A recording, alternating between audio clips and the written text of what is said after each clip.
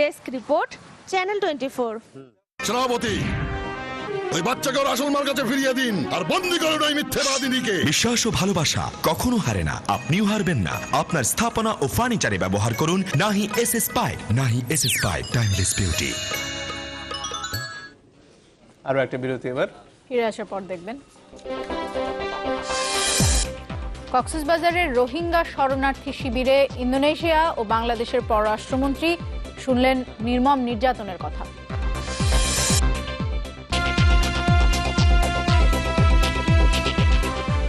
বিরতির পর আবারও ফিরলাম। আপনারা দেখছেন নিউজ 24। আইনি, সাংবিধানিক এবং অর্থনৈতিক প্রতিষ্ঠানগুলোর দক্ষতা, জবাবদিহিতা বাড়ানো না গেলে সুশাসনের ঘাটতি থেকেই যাবে।